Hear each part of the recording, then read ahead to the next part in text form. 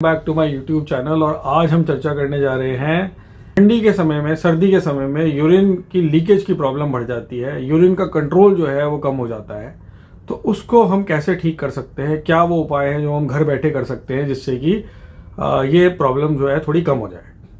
तो उसके बारे में चर्चा करेंगे। 10 जो है हम टिप्स आपको देंगे आज, जिससे कि आपको फ़ायदा होगा। तो टिप नंबर 1 ये है कि आपको जो कैफ़ीन का जो प्रोडक्ट्स है, जो जिसमें कि कैफ़ीन होता है, जैसे कि चाय में, सर्दियों में चाय जो है वो आप ज़्यादा लेने लगते हैं, कॉफ़ी के अंदर कैफ़ीन होता है, ग्रीन टी में भी कैफ़ीन होता है। तो इन सब में जो है, इससे क्या होता है कि आपके यूरिन की लीकेज की समस्या बढ़ सकती है। तो इसको आपको कम करना है। अगर आप ज़्यादा चाय पियेंगे तो आपका यूरिन की लीकेज की समस्या बढ़ सकती है। तो क्या उपाय है, क्या ऑल्टरनेटिव्स हैं इसमें? आप जो है कहवा पी सकते हैं, आप इसके अलावा जो है अदरक का पानी है, शहद का पानी है, ये ले सकते हैं। दूसरा, सर्दियों के समय में मैं अक्सर देखा है कि मरीज जो हैं उनको जो वेट है उनका वेट गेन हो जाता है, क्योंकि एक तो भाई एक्सरसाइज नहीं करते, ऊपर से जो खान पान है वो बढ़ जाता है, मिठाइयाँ बढ़ जाती हैं दिवाली के टाइम की, फिर न्यू ईयर की मिठाइयाँ बढ़ जाती हैं। तो ज़्यादा वेट पुट ऑन करने से आपका जो पेल्विक फ्लोर है, जो कि यूरिन को कंट्रोल करता है, वो भी थोड़ा सा उसमें वीकनेस आ सकती है और यूरिन लीकेज की समस्या बढ़ सकती है। तो आपको अपना वेट को जरूर वॉच करना पड़ेगा। अभी नया साल है, तो नया साल में बहुत लोग रेजोल्यूशन करते हैं कि जो पुराने साल में वज़न हमने बढ़ाया है उसको घटाएंगे। तो ये समय, अगर आप वज़न घटाते हैं तो आपका यूरिन लीकेज की समस्या पहले से कम हो जाएगी। तीसरा, हमने देखा कि बहुत सारे पेशेंट्स जो हैं वो अल्कोहल का जो कंजम्पशन है आपको, वो थोड़ा आपको कम करना पड़ेगा। अल्कोहल जो है एक ब्लड इरिटेंट है और सर्दी के समय में ये आपकी यूरिन की समस्या को बढ़ा सकती है। स्पेशली जो रात में बार बार उठने की समस्या है, वो अगर आप अल्कोहल का सेवन नित्य करते हैं तो उसको आपको कम करना पड़ेगा। चौथे नंबर पे है कि आपको हाइड्रेटेड रहना। हाइड्रेटेड मतलब कि आपको पानी का जो है अपना इनटेक है वो ना तो बढ़ाना है ना कम करना है। ज़्यादातर लोग क्या करते हैं कि सर्दियों में पानी, क्योंकि प्यास नहीं लगती है, तो वो पानी के उसको कम कर देते हैं। पानी कम होने की वजह से यूरिन में जलन की समस्या बढ़ जाती है और जो टॉक्सिन्स हैं वो ज़्यादा बढ़ जाते हैं, और इसीलिए जो है यूरिन की लीकेज की समस्या जो है सर्दियों के समय में बढ़ जाती है। तो इसका आप ख्याल रखें विशेष रूप से कि आप जो है पानी का अपना जो सेवन है, आप हाइड्रेटेड रहिए। यूरिन आपका क्लियर होना चाहिए। कितना पानी पीना है? अगर आप एक्सरसाइज नहीं कर रहे हैं तो करीबन 2 लीटर के करीब। अगर आपको हार्ट की प्रॉब्लम है, कुछ पेशेंट्स होते हैं जिनको कि ऑलरेडी दवाइयाँ चल रही होती है, जिनको आंखों में सूजन है या चेहरे पे सूजन है, पैरों में और हाथों में सूजन है, तो वो डायूरेटिक ले रहे होते हैं। तो ऐसे पेशेंट्स जो है वो ज़्यादा पानी हम रिकमेंड नहीं करते उनके लिए। करीबन 1 से 1.5 लीटर के करीब पानी वो पी सकते हैं, क्योंकि उससे ज़्यादा अगर वो पानी लेंगे तो फ्लूइड रिटेंशन हो जाता है।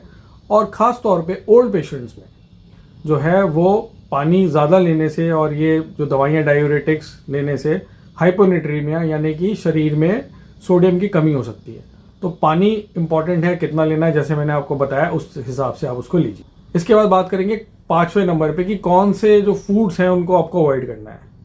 तो इम्पॉर्टेंट है कि इसके अंदर नॉन वेजिटेरियन जो फूड है उसको थोड़ा अवॉइड करिए। वो उसमें ब्लड, स्पेशली जो ज़्यादातर फूड जो कि चारकोल के ऊपर आप जैसे गर्म करके सीख कबाब और ये सब खाए जाते हैं, ये ब्लैडर को इरिटेट ज़्यादा करते हैं। इसके अलावा टमाटर और टमाटर का सूप, चटनी, पापड़, ये जो चीज़ें हैं ये ब्लैडर को इरिटेट करती है, तो इसको आप अवॉइड करिए। इसके अलावा 6ठे नंबर पे अब हम बात करेंगे कि हमें अपने जो बाउल मूवमेंट्स हैं उसको थोड़ा कंट्रोल करना है। हमें रेगुलर अपनी हैबिट्स बनाए रखनी है। ज़्यादातर हमने देखा कि कॉन्स्टिपेशन की प्रॉब्लम जो है वो सर्दियों में बढ़ जाती है, और जो पेशेंट्स कॉन्स्टिपेटेड रहते हैं उनमें यूरिन की समस्या जो है वो थोड़ी ज़्यादा होती है। तो आप अगर हाइड्रेटेड रहेंगे, अपने सही से एक्सरसाइज करेंगे, तो आपको ये प्रॉब्लम नहीं होगी। इसके अलावा अब हम आगे बात करेंगे कि और हम क्या कर सकते हैं। तो सर्दियों में स्पेशली जो बच्चे हैं और जो बुज़ुर्ग लोग हैं वो अपने को वार्म क्लोथ से ढक के रखिए। आपको सर्दी लगती है ज़्यादा तो आप टोपी पहनिए, गर्म मोज़े और गर्म दस्ताने पहनिए। बच्चे को भी मोज़े और दस्ताने पहन के आप सुलाएंगे तो यूरिन की जो समस्या है रात में लीकेज वाली वो कम हो जाएगी। स्पेशली बड़े बुजुर्ग लोगों में भी ये समस्या कम हो जाएगी। तो ये बहुत ज़रूरी है ध्यान रखना कि आप जो है वार्म रहिए, रूम को भी वार्म रखिए।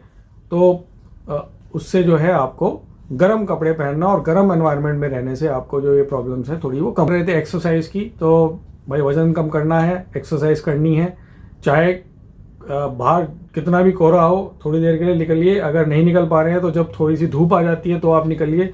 तो एक जो आपका व्यायाम की प्रक्रिया है उसको बनाइए। जिन्होंने अभी तक नहीं की है तो वो नए साल में उसको शुरू कर सकते हैं। तो एक्सरसाइज करना इज़ वेरी इंपॉर्टेंट। हमने देखा कि ब्लैडर जो है कंट्रोल, ब्लैडर वॉइडिंग हैबिट्स हमें बनानी पड़ेंगी। ब्लैडर को हमें ट्रेन करना पड़ेगा। हम क्या करते हैं कि जैसे ही यूरिन आए तुरंत यूरिन पास करने चले जाते हैं। तो क्या होता है कि होल्डिंग पावर जो है वो कम हो जाती है। तो आप पेल्विक फ्लोर मसल की एक्सरसाइज जैसे कीगल एक्सरसाइज होती है उसको करना है और ब्लैडर के को कंट्रोल करना है। जब आप उसको कंट्रोल करेंगे तो धीरे धीरे ब्लैडर को अपने आप जो है सेंस उसका बढ़ जाता है और वो जो लीकेज की समस्या है वो कुछ हद तक ठीक हो जाती है। तो मोस्ट इंपॉर्टेंट है कि जो आपकी जो ब्लैडर हैबिट्स हैं उसको भी आपको बेटर करना पड़ेगा, रेगुलराइज करना पड़ेगा। ये नहीं कि जैसे ही हमें लगा हम तुरंत यूरिन पास करने चले गए। आप पहले 10 मिनट के लिए रोकिए, 15 मिनट के लिए रोकिए, फिर आधे घंटे के लिए रोकिए और देखिए कि आप इसको कर पा रहे हैं कि नहीं। और ज़्यादातर केसेस में हमने पाया है कि अगर आप सही तरीके से अपने ब्लैडर को ट्रेन करते हैं तो ये समस्या काफ़ी हद तक कम हो जाती है। इसके अलावा अगर आपको खांसी आ रही है, जो सर्दियों में भी देखा कि इस समय खांसी बढ़ जाती है, तो खांसी होने से भी यूरिन लीकेज की समस्या बढ़ सकती है। तो आपको डॉक्टर को दिखाना है। और आखिरी में अगर आपको प्रोस्टेट्स की प्रॉब्लम है, आपको दिक्कत आ रही है यूरिन की और ये सब करने के बावजूद भी बात नहीं बन रही है, तो अपने जो ट्रीटमेंट है वो डॉक्टर को, यूरोलॉजिस्ट को दिखाइए। हो सकता है कि आपकी दवाइयों में परिवर्तन करना पड़े, उसको चेंज करना पड़े, ताकि आपकी जो स्थिति है वो पहले से बेहतर हो जाए। नमस्कार। आई थिंक कि आपको इस सबसे फ़ायदा हुआ होगा। अगर आपको फ़ायदा हुआ है, आपको लगता है, तो उसको शेयर करिए और हमारे चैनल को सब्सक्राइब करिए। नमस्कार।